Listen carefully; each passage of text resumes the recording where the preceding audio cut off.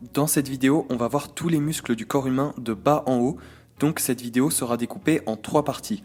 On va voir en premier les muscles du membre inférieur, ensuite on verra les muscles du tronc, et en dernier les muscles du membre supérieur. Donc s'il y a une partie que tu souhaites voir en particulier, tu peux direct rejoindre la partie qui t'intéresse. Avant que la vidéo démarre, je t'invite à liker la vidéo, à t'abonner et à activer la cloche, ça te prend même pas 5 secondes et ça permet de me soutenir dans mon travail. Allez, on démarre. Le membre inférieur est découpé en 3 parties avec le pied, la jambe et la cuisse. En ce qui concerne les muscles du pied, je ne vais pas rentrer dans le détail, mais globalement, quand on regarde le pied avec une vue du dessous, on voit principalement des muscles fléchisseurs des orteils, un muscle fléchisseur du gros orteil qu'on appelle l'hallux, des adducteurs et des abducteurs. Les muscles de la jambe. Là, on va voir une coupe transversale de la jambe droite. On a le tibia et la fibula. On a coupé la jambe droite en tranches pour voir l'organisation des différents muscles. Mais avant ça, on voit que la jambe est découpée en 4 compartiments qu'on va appeler les loges. Donc on a 4 loges, la loge antérieure, la loge latérale, la loge postérieure profonde et la loge postérieure superficielle. Dans la loge antérieure, on a 3 muscles, le tibial antérieur, le long extenseur de l'hallux et le long extenseur des orteils. Le tibial antérieur participe à la flexion dorsale du pied, qu'on appelle également la dorsiflexion. Le long extenseur de l'hallux ou des orteils participe tout simplement à l'extension du gros orteil ou des orteils. Dans la loge latérale, on a 2 muscles, le long fibulaire et le court fibulaire. Ils participent tous les deux au maintien de la voûte plantaire. Dans la loge postérieure, sur le plan profond, on a 4 muscles, le tibial postérieur, le long fléchisseur de l'hallux, le long fléchisseur des orteils et le poplité, qu'on ne voit pas sur le schéma car le poplité se situe plus en haut, à l'arrière du genou, au niveau du tibia. Le tibial postérieur participe à l'inversion du pied, le long fléchisseur de l'hallux ou des orteils participe à la flexion du gros orteil ou des orteils, et le poplité est le muscle starter de la flexion du genou. Dans la loge postérieure, sur le plan superficiel, on a le triceps sural, qu'on appelle plus communément le mollet. Tri égale 3, le triceps sural est constitué de 3 chefs musculaires. Le triceps sural est constitué du solaire recouvert par 2 gastrocnémiens médial et latéral. Le triceps sural participe à la flexion plantaire du pied, donc à l'extension de la cheville. Là, comme à la fin de chaque grosse partie, je vous mets un tableau récapitulatif des muscles. Vous avez tous les muscles, les différentes loges, et surtout leurs insertions et leurs fonctions de manière très précise. Donc si ça vous intéresse, ce petit tableau, n'hésitez pas à mettre la vidéo sur pause, sinon on va directement enchaîner avec les muscles de la cuisse. Les muscles de la cuisse. La cuisse s'étend de la hanche jusqu'au genou. Un seul os, le fémur, tout autour un ensemble musculaire important réparti en 3 groupes dans 3 loges. La loge antérieure du fémur, elle contient le quadriceps. La loge médiale, elle contient 5 muscles, les adducteurs. La loge postérieure, elle contient les ischio-jambiers. Dans la loge antérieure, on a le quadriceps. Quadri égale 4. Le quadriceps est constitué de 4 chefs musculaires. 3 chefs courts et un chef plus long, les origines sont différentes mais la terminaison est commune. Du plus profond au plus superficiel, on a le vaste intermédiaire, le vaste latéral, le vaste médial et le droit de la cuisse, qu'on appelle aussi le droit fémoral. Les 3 chefs courts du quadriceps, donc le vaste intermédiaire, le vaste latéral et le vaste médial, agissent uniquement sur le genou. Le chef long, le droit fémoral, est biarticulaire, il agit sur le genou et sur la hanche. Le quadriceps est extenseur du genou, il y a seulement le droit fémoral qui est en plus fléchisseur de la hanche. Dans la loge médiale, on a les adducteurs. Ils ne sont pas tous sur le schéma car certains sont plus courts que d'autres. Ils sont 5 au total, donc on a le grand adducteur, le long adducteur, le court adducteur, le pectiné et le gracile. Les adducteurs se contractent lors de mouvements avec résistance ou rapides avec force. il participe à l'adduction de la hanche. Dans la loge postérieure, on a les ischio-jambiers. Les ischio-jambiers sont constitués de 3 muscles, le semi-tendineux, le semi-membraneux et le biceps fémoral. Bi égale 2, le biceps fémoral est constitué de 2 chefs musculaires, un chef long et un chef court. Les ischio-jambiers participent tous à la flexion du genou, ils participent à l'extension de la hanche, tous sauf le chef court du biceps fémoral.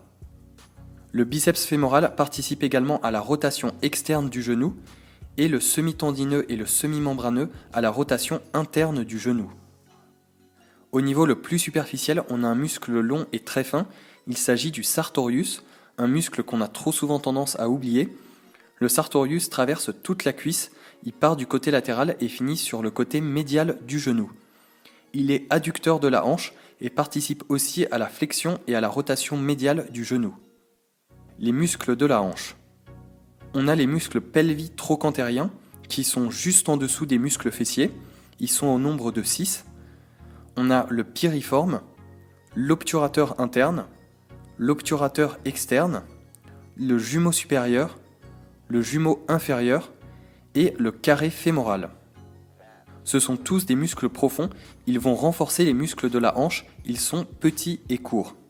Ce sont des muscles périarticulaires, ils se trouvent autour d'une articulation pour la renforcer.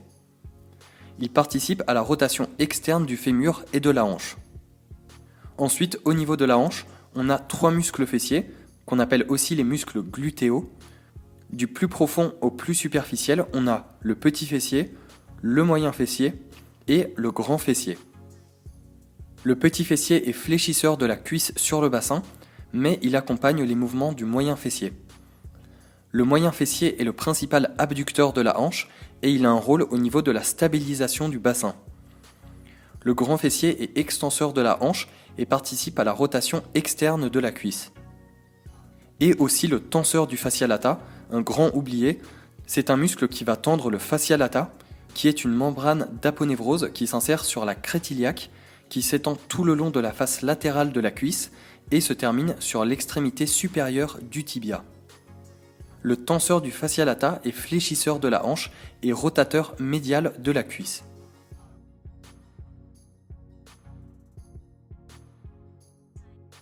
Psoas et muscles du tronc. On va voir le psoas et 4 muscles du tronc, le périnée, le diaphragme, le myocarde et les muscles intercostaux. En premier, le muscle iliopsoas, qui est constitué en réalité de 2 muscles, l'iliaque et le grand psoas. L'iliopsoas est le principal fléchisseur de la hanche. Le périnée, il ferme l'orifice inférieur du bassin, qu'on appelle aussi le plancher pelvien. Le périnée supporte le poids des viscères, il est utile lors de la miction, le fait d'uriner et de la défécation. Il se contracte lors des rapports sexuels. À présent, le diaphragme. Le diaphragme est un muscle profond qui sépare la cage thoracique de l'abdomen. Il joue un rôle majeur dans la respiration. Il se contracte lors de l'inspiration et se relâche lors de l'expiration.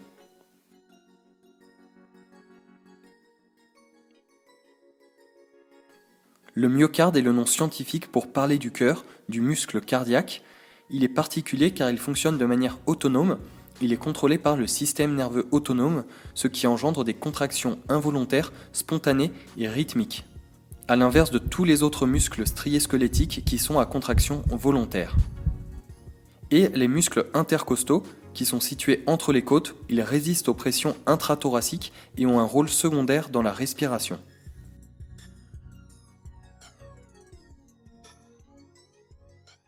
Les muscles du tronc. Sur la face antérieure du tronc, on a les muscles abdominaux. La paroi abdominale est constituée de 5 muscles abdominaux, le carré des lombes, le plus profond, le transverse, le droit de l'abdomen, le fameux six-pack, l'oblique interne et l'oblique externe. Le carré des lombes est stabilisateur du tronc.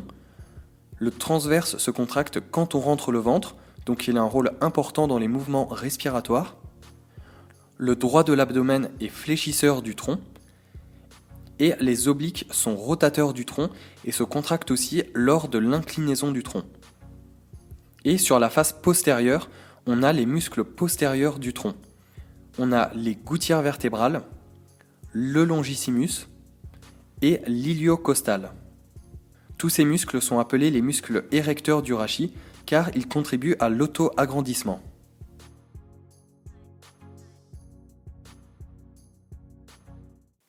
Les muscles du membre supérieur. Les muscles du membre supérieur sont divisés en 3 groupes. Les muscles antérieurs, il y en a 4. Les muscles postérieurs, il y en a 10. Et les muscles latéraux, il y en a 2. Les muscles antérieurs, sur le plan profond, on a 3 muscles, le dentelé antérieur, le subclavier et le petit pectoral. Le dentelé antérieur, il est stabilisateur de la scapula. C'est le muscle du boxeur, il est contracté lors de chaque coup de poing. Le subclavier, il abaisse la clavicule et soulève la première côte lors de l'inspiration. Et le petit pectoral, il abaisse la scapula en avant ou il soulève les côtes. Muscle antérieur, sur le plan superficiel, il n'y a qu'un seul muscle, le grand pectoral. Il fait l'adduction, la rotation médiale et l'antépulsion du bras. Les muscles postérieurs, donc 10 au total, le muscle élévateur de la scapula, le petit rhomboïde, le grand rhomboïde, le grand rond, le grand dorsal, le trapèze et la coiffe des rotateurs qui sont au nombre de 4. Le muscle élévateur de la scapula, donc comme son nom l'indique, il est élévateur de la scapula, mais il participe aussi à la rotation, l'inclinaison et l'extension de la tête. Le petit rhomboïde et le grand rhomboïde, ils sont fixateurs, adducteurs et élévateurs de la scapula. Le grand rond, donc il participe à la rotation médiale, à l'adduction et à la rétropulsion du bras. Le grand dorsal, donc comme pour le grand rond, il participe à la rotation médiale, à l'adduction et à la rétropulsion du bras. Le trapèze, donc est constitué de 3 faisceaux, un faisceau inférieur, moyen et supérieur. Le faisceau supérieur participe donc au fait de hausser les épaules, à l'extension, la rotation et l'inclinaison de la tête. Le faisceau moyen permet de rapprocher la scapula de la colonne vertébrale. Et le faisceau inférieur permet d'abaisser les épaules. La coiffe des rotateurs est constituée de 4 muscles, le subscapulaire, le supraépineux, l'infraépineux et le petit rond. Ils viennent renforcer et stabiliser l'articulation de l'épaule. Le subscapulaire est rotateur médial de l'humérus, le supraépineux est abducteur du bras, l'infraépineux et le petit rond participent à la rotation latérale de l'humérus. Et 2 muscles latéraux, le deltoïde et le coracobrachial. Le deltoïde est le plus superficiel, il est constitué de 3 faisceaux, un faisceau antérieur, moyen et postérieur. Le faisceau antérieur participe à l'antépulsion et à la rotation médiale du bras. Le faisceau moyen participe à l'abduction du bras. Et le faisceau postérieur participe à la rétropulsion et à une légère rotation latérale du bras. Et le coracobrachial, il participe à l'adduction et à l'antépulsion du bras.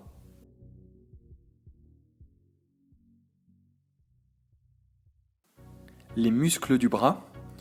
Les muscles du bras sont contenus dans 2 loges, une loge antérieure et une loge postérieure.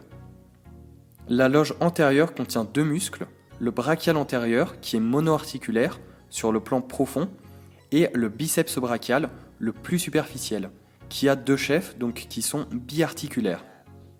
Le brachial antérieur permet la flexion du coude et le biceps brachial permet la flexion du coude ainsi que la supination du coude. La loge postérieure contient le triceps brachial, il est constitué de 3 chefs, le chef médial, le chef latéral et le chef long.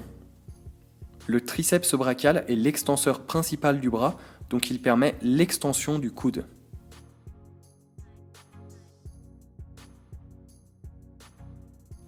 Les muscles de l'avant-bras. Les muscles de l'avant-bras sont répartis en 4 catégories. Les muscles rotateurs du radius, les muscles extenseurs du poignet et des doigts, les muscles fléchisseurs du poignet et des doigts et les muscles du pouce. Les muscles rotateurs du radius sont au nombre de 3, le rond pronateur et le carré pronateur qui permettent la pronation de la main, et le muscle supinateur qui permet la supination de la main. Les muscles extenseurs du poignet et des doigts et les muscles fléchisseurs du poignet et des doigts, comme son nom l'indique, ils permettent l'extension ou la flexion du poignet et des doigts. Et les muscles du pouce, ils permettent l'opposition du pouce, donc la préhension.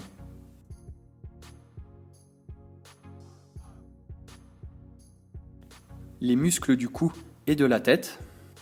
Les muscles du cou et de la tête, on va en voir que deux, le sternocléido-mastoïdien et le masséter. Le sternocléido-mastoïdien permet la rotation, l'extension et l'inclinaison de la tête. Le masséter permet le rapprochement des mâchoires par une élévation de la mandibule. C'est le muscle principal de la mastication, également utilisé pour la parole. Après, il y a énormément de muscles sur le visage, je ne vais pas rentrer plus en détail, vous pouvez mettre la vidéo sur pause si vous voulez prendre le temps de tous les lire. Ils participent aux très nombreuses expressions du visage. Cette vidéo m'a demandé un énorme travail de recherche et de synthèse, donc si tu veux me soutenir et pas rater les prochaines vidéos, c'est toujours gratuit, tu peux liker, commenter, partager la vidéo, t'abonner et activer la cloche. On se voit très vite dans une prochaine vidéo, et moi je vous dis ciao. Je passe ma journée sur mon téléphone, j'ai souvent la flemme sur mon téléphone. C'est vrai que j'ai souvent fait des fautes, car l'enfer c'est pas seulement les autres.